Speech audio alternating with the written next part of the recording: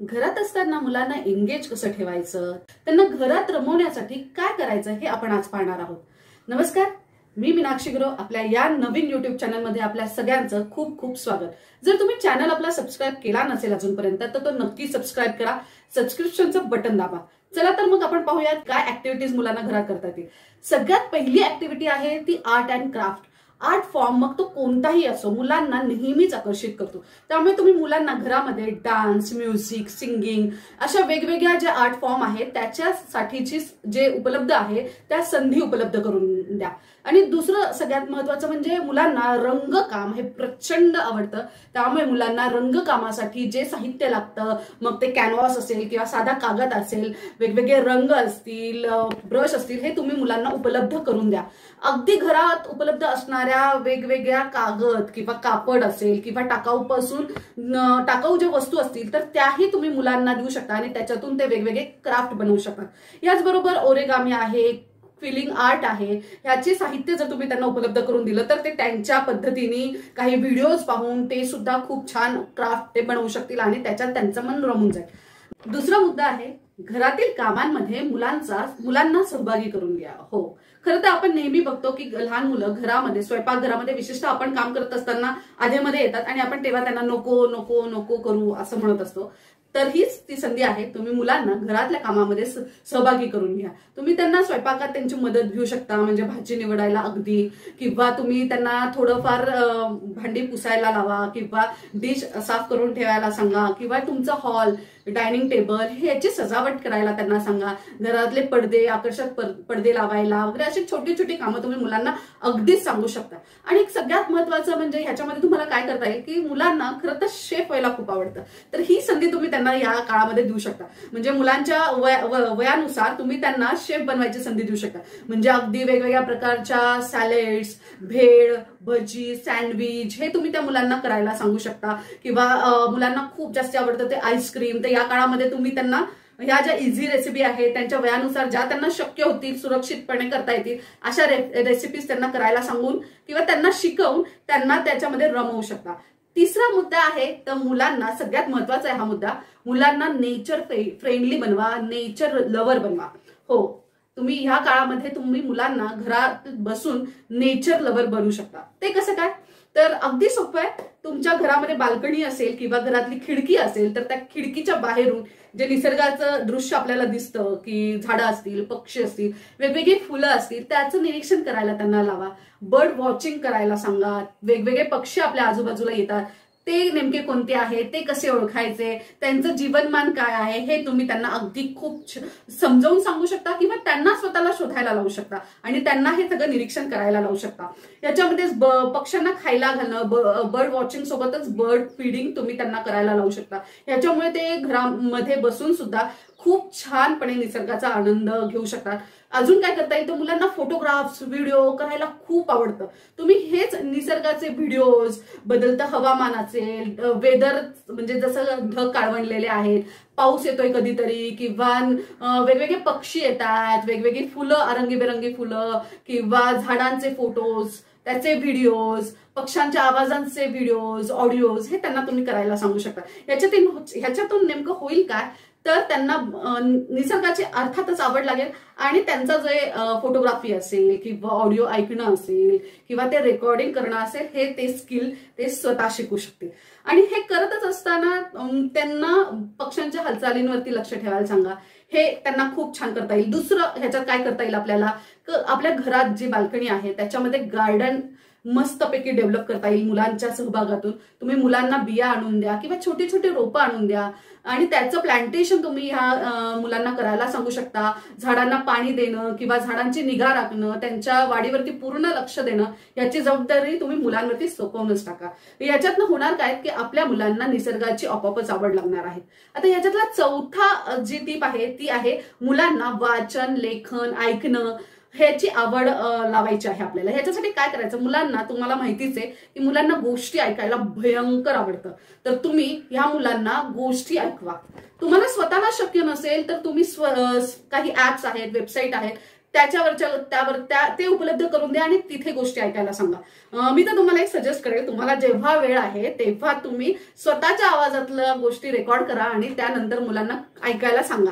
म्हणजे तुमच्या सुट्टीच्या दिवशी असेल, काम संपल्यानंतर असेल, तुम्ही काही छोट्या छोट्या गोष्टी तुम्ही स्वतः मुलांसाठी रेकॉर्ड करा तुमच्या आवाजातल्या। याच्यात तुम्हाला एक नवीन छान क्रिएटिव्ह काहीतरी करायला मिळेल। नाहीतर ऍप आहेत, वेगवेगळे ऍप आहेत, त्याच्यात गोष्टी ऐकायला सांगा। दुसरं म्हणजे छान छान गोष्टीची पुस्तकं आणून द्या, वेगवेगळ्या ठिकाणी तुम्हाला ती उपलब्ध होती ती छान छान गोष्टीची पुस्तकं, वेगवेगळी आवडीची, जो मुलांचा आवड आहे त्यानुसार तुम्ही त्यांना पुस्तकं आणून द्या आणि ते तुम्ही सांगा। दुसरं म्हणजे मुलांना लेखनाची आवड ही लावता येईल। आता तुम्ही म्हणाल नेमकं लेखनाची आवड कशी लावायची मुलांना, तर काय करायचं, मुलांना खरं तर इमॅजिन करायला प्रचंड आवडतं, त्यामुळे मुलांना ह्या काळामध्ये गोष्टी रचायला सांगा। तुम्ही त्यांना एक आयडिया द्या किंवा तुम्ही काही क्ल्यूज द्या मुलांना की असे एक घटक द्या आणि त्यांना सांगा की ह्याच्यावरनं गोष्ट तयार कर, किंवा तुझ्या मनात एखादी गोष्ट काही डेव्हलप होत असेल तर तू ती लिहून काढ, तर त्याच्यातून त्यांना लिखाणाची आवड होईल। हे खरं तर त्यांना खूप आवडेल, तुम्ही नक्की करून पहा। आपली 6वी टीप आहे ती घरगुती खेळ, जे आपण स्वतः लहानपणी खेळलेलो आहोत। सापशिडी आहे, कॅरम आहे, टेबल टेनिस आहे, बुद्धिबळ आहे, सारीपाट आहे, हे सगळे खेळ त्यांना घरगुती, अशी लिस्ट खूप मोठी आहे, इथं मी ती सांगत बसत नाही, तुम्हालाही माहितीये। हे तुम्ही संधी त्यांना उपलब्ध करून द्या। हे खेळाचं साहित्य घरामध्ये असू दे, त्यामुळे त्यांचा भरपूर वेळ ह्या खेळामध्ये जाणार आहे। 6वा जो आपली टीप आहे ती आहे फिटनेस लवर बनवा। हो, खरं तर त्या दृष्टीने प्रयत्न प्रत्येकानेच करायला पाहिजे, पण आपण तुर्तास लहान मुलांबद्दलच बोलूया। मुलांना योगासने, सूर्यनमस्कार असतील, प्राणायाम आहे, कवायती असतील, शाळेमध्ये कवायती असतात त्या कवायती असतील, त्याच्यानंतर झुंबा आहे, एक्सरसाइज विथ डान्स आहे, या सगळ्या गोष्टीसाठी प्रोत्साहन द्या, त्यांना भरपूर प्रोत्साहन द्या। त्याने होईल काय, त्यांना फिटनेसची आवड लागेल, त्याचबरोबर त्यांचं आरोग्य चांगलं राहण्यासाठी मदत होणार आहे।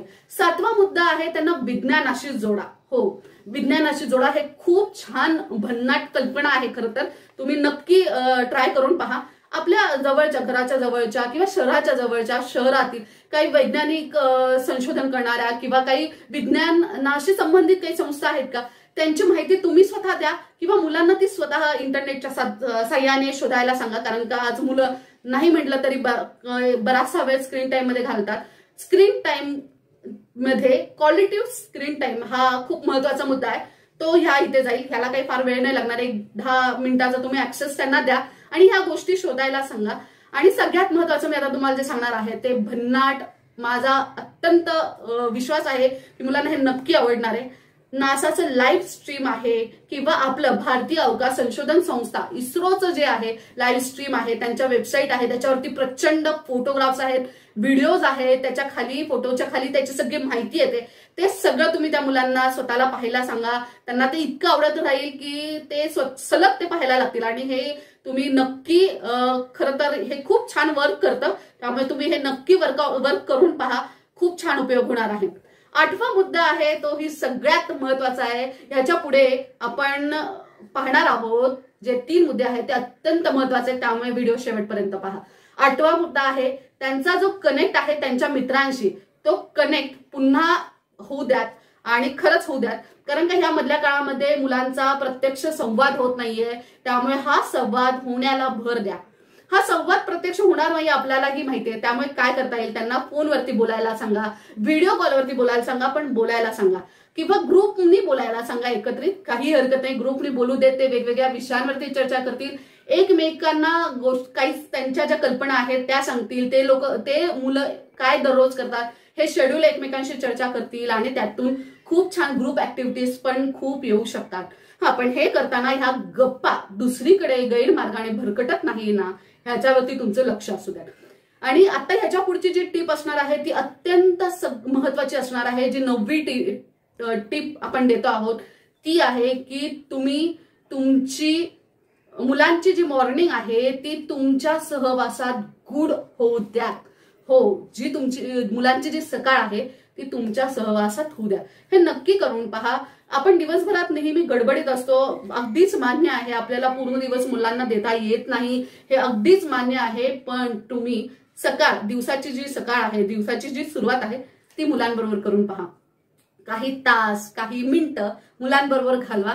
ह्याचा मुलांना तर अक्षरशः फायदा होणार आहे। मुलांना खूप भारी वाटणार आहे की आई बाबा आपल्या सोबत सकाळ घालवतायत, मग तुम्ही काही गप्पा मारा, पेपर वाचा, काही गप्पा गोष्टी करा, काही गेम खेळा, काहीही करू शकता तुम्ही तुम्हाला हवे ते ह्या क्वालिटी टाइम मध्ये। पण हा क्वालिटी टाइम हा सकाळी घालून पहा, त्याचे 2 फायदे आहेत। एक तर मुलांना होणार आहे, मुलांना स्वतःचा मूड खूप छान राहणार आहे, ते आनंदी राहणार आहेत, आणि दुसरा फायदा होणार आहे तो तुम्हाला होणार आहे, कारण मुलांबरोबर खेळल्यामुळे तुमचं माइंड रिफ्रेश होणार आहे आणि तुमचा संपूर्ण दिवस जो आहे कामाचा तोही खूप आनंदी जाणार आहे।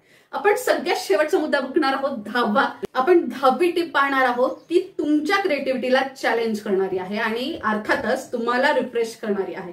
आता तुम्ही म्हणाल हे नेमकं काय आहे, तर ऐका।